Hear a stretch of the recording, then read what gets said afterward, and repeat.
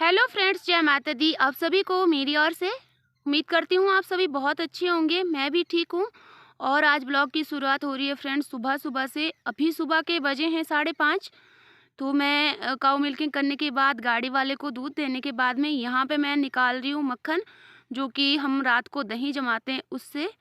और खाना वगैरह मैंने बना दिया, बन के मेरा रेडी हो चुका है, क्योंकि लंच देना पड़ता है चेतन के पापा को। जल्दी उठ जाती हूँ। लास्ट में यही काम बचा था एक, उनको लस्सी भी चाहिए होती है साथ में ले जाने के लिए, तो बस यही बचा था एक लास्ट में। और बाहर हो रही है बारिश, तो मैं उनको मना कर रही थी कि बारिश हो रही है आप काम पर मत जाओ। तो उन्होंने कहा कि नहीं, जहाँ पे हम काम करते हैं वहाँ पे घर के अंदर का काम है, तो वो निकल जाएंगे बस में, और मैं फिर अपना जो मेरा डेली का रूटीन वर्क होता है ये करूँगी। ये देखिए फ्रेंड्स, निकल गया मेरा ताज़ा ताज़ा मक्खन और बच गई हमारी लस्सी। बांधा हुआ है क्योंकि बाहर हो रही है बारिश, तो अंदर ही है गौशाला में ही। और आज इनको नहलाना भी नहीं है। और देखिए कालू ने क्या किया है खा के। ये जब भी फीड खाती है ना तो आधा सिर में लगाती है।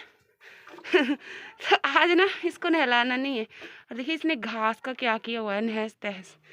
क्योंकि ये बोल रही है मुझे बाहर जाना है, तो बाहर नहीं बांध सकते हैं, आज इसको पानी पिला देते हैं। और अब ना इसका ये तीसरी बार का पानी है जो ये पानी पी रही है। अब थोड़ा ही पिएगी, अब ज़्यादा पानी इसने नहीं पीना है ना। रज्जगी पी ले मिये, पीना नहीं कालू पानी, तो इसने नहीं पीना। अब इसका हो गया, दूसरे को पिलाते हैं, अगर पिएगी तो ठीक है। थोड़ा ही पिया, क्योंकि ये जंगल छोड़ने वाले पशु है ना, तो ये खूंटे पे पानी वगैरह नहीं पीते इतना। तो बाल्टी को रख देते हैं बाहर और उठा लेते हैं पशुओं का गोबर। सभी पशुओं का पानी हो गया, इनको पानी पिला दिया कोसा कोसा सा, यानी कि सिलगरम सा पानी। बिल्कुल ठंडा पानी क्यों पिलाना, वैसे भी आजकल सर्दी है और ऊपर से हो रही है बारिश। बारिश तो कुछ थम गई है, आराम है, पर पशु अंदर ही है। और देखिए जुगाली कर रही है खा पी करके। और इसने ना घास का ढेर रखा हुआ है, इसको तो मैं बताती हूँ, रुक जा बच्चू। और जब मैं इनको ना दोपहर को घास देने आई थी, एक बार फिर से गोबर उठा करके गई थी, फिर से एक तसला हो गया। जब बाहर बांधे होते हैं ना तो थोड़ा कम गोबर होता है, क्योंकि बाहर का ना थोड़ा ही होता है, और अंदर जब बांधते हैं तो रात का भी होता है, कुछ दिन का भी होता है, कुछ कहीं का। अंदर का जो गोबर होता है ना थोड़ा ज़्यादा होता है। देखिए इसने घास का क्या बना करके रखा है। शाबाश बेटा, हम मेहनत करते हैं, घास लाते हैं, और तू खाती रहती। जो तेरे बच जाता है वो तू इसको बेकार में कर देती है। तो इसका जो बचा हुआ है ना, ये दूसरी गाय को डालूंगी मैं, और जो बिल्कुल बारीक है वो बिछाने के लिए हो जाएगा इनको, क्योंकि ठंडी है, ठंडी में इनका बहुत ज़्यादा ध्यान रखना पड़ता है।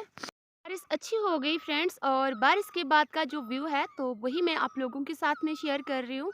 बहुत ही खूबसूरत सा, जो पहाड़ियाँ सूखी सूखी दिखती थी ना, वो बारिश के बाद अब थोड़ी हरी हरी और गीली गीली दिखती है। क्योंकि बारिश नहीं हो तो सब कुछ बेकार है, और अगर थोड़ी बारिश हो जाती है तो मज़ा आ जाता है, खासकर किसानों के। क्योंकि हमारी जो फसल है ना उसके लिए अभी वो अच्छी बारिश होगी, और इससे ना थोड़ा चांस ये होता है कि हमारे पशुओं को घास और हमें अनाज मिल जाता है अपने खेतों से। बस यही फ़ायदा होता है, और पानी मिल जाता है पीने के लिए, ज़्यादा भाग दौड़ नहीं करनी पड़ती है। और सामने और आसपास जो है वो पपीहे की आवाज़ आ रही है, बहुत ही प्यारी प्यारी सी चिल्ला रहे हैं पानी पानी। और ये देखिए अभी भी बादल और जो कोहरा है शाम का वो पड़ना स्टार्ट हो गया है।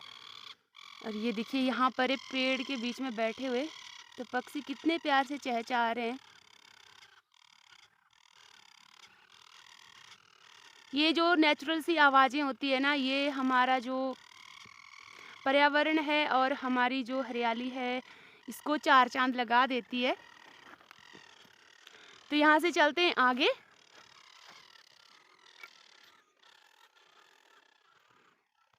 दिन भर हमारे पास कुछ ज़्यादा काम नहीं था, बस खाना बनाना और पशुओं का काम था, वो भी खूंटे पर बंधे थे, बाहर भी नहीं बांधा। और उनको गोबर वगैरह उठाना होता है पशुओं का, क्योंकि ठंडी में ना पशुओं की बहुत ज़्यादा केयर करनी पड़ती है। और अभी थोड़ा बारिश बंद हो चुकी है, तो हमने सोचा कि इनको हरी घास ले आते हैं, और हम चल पड़े हैं हरी घास लाने, जो कि हमारा डेली का वर्क होता है, वो हमें करना ही पड़ता है। और शॉल को हमने अच्छे से बांध लिया है कस करके, ताकि हमारा जो माथा है ना वो ठंडा ना हो और सिर भी बचा रहे।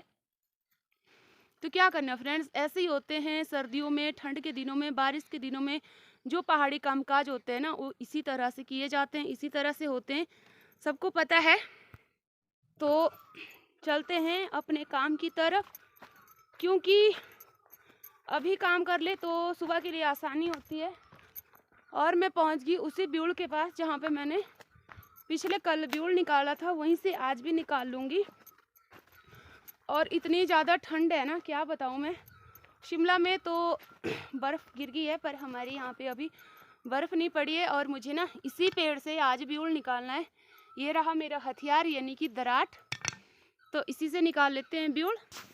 ब्यूल निकालने के लिए तो पेड़ में जाना पड़ेगा, पेड़ में चढ़ना पड़ेगा। और वैसे भी इसमें ना छोटी छोटी ब्यूल बची हुई है, और ये हमारे घर के पास ही है। क्योंकि आजकल ना परली साइड को बहुत सिल्ला है, यानी कि बहुत सर्दी होती है, बहुत कोहरा होता है, तो वहाँ पे नहीं जा सकते हैं। जो बारिश का मौसम होता है ठंड के लिए, हमने जो घर के पास नज़दीक नज़दीक हरा है वही रखा है। यहाँ पे ना हम कभी भी आ सकते हैं हरा लेने के लिए। और हाँ, आप सभी लोगों का दिल की गहराइयों से बहुत बहुत धन्यवाद सपोर्ट करने के लिए।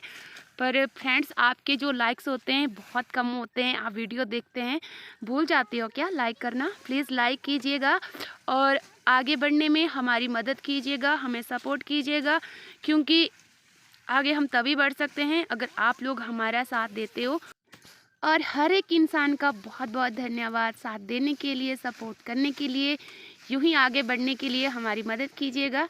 तो चढ़ तो मैं रही हूँ ब्यूल पे फ्रेंड्स, पर ना ठंडी बहुत है, हाथ ठंडे हो गए पहले ही, और अभी तो काटनी बाकी है एक गाड़ी ब्यूल की, तो फटाफट से काट।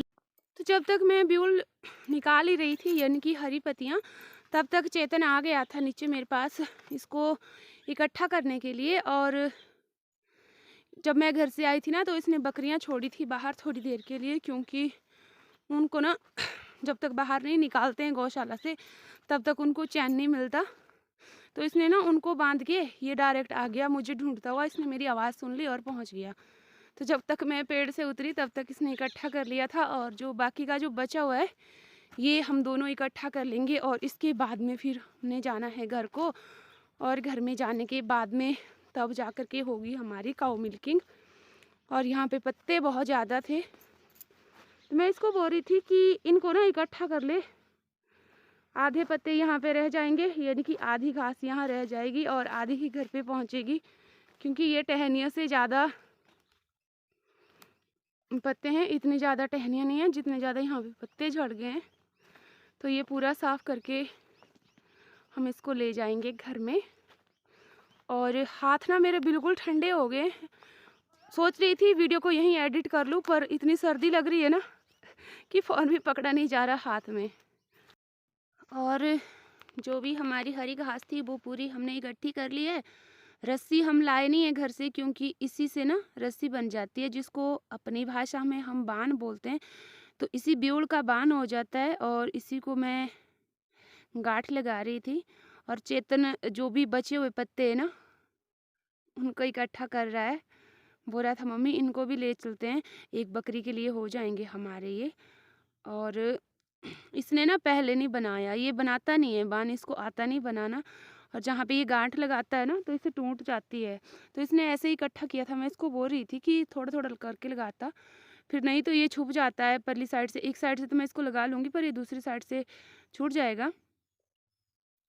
और ये बन गया हमारा जो गाड़ी है ब्यूल की, तो सुबह के लिए होगी ये। अभी तो सूखा घास देंगे रात को हरी घास नहीं डालते हैं, इसको सुबह डालेंगे जब धूप लगेगी, पशुओं को बाहर बांध देंगे तब, या तो फिर अंदर ही रहेंगे पशु तब भी। सबसे पहले उनको जब पहला ब्रेकफास्ट होता है ना तो वो हरी घास का दिया जाता है। और ये हो गया हमारा ब्यूल। तो अब हम चलते हैं घर की तरफ, और हमारा जो आज का ब्लॉग है उसको भी यहीं पे एंड करते हैं। आप सभी लोगों से फिर मिलेंगे एक नए ब्लॉग में, तब तक के लिए जय माता दी आप सभी को मेरी ओर से। Bye bye.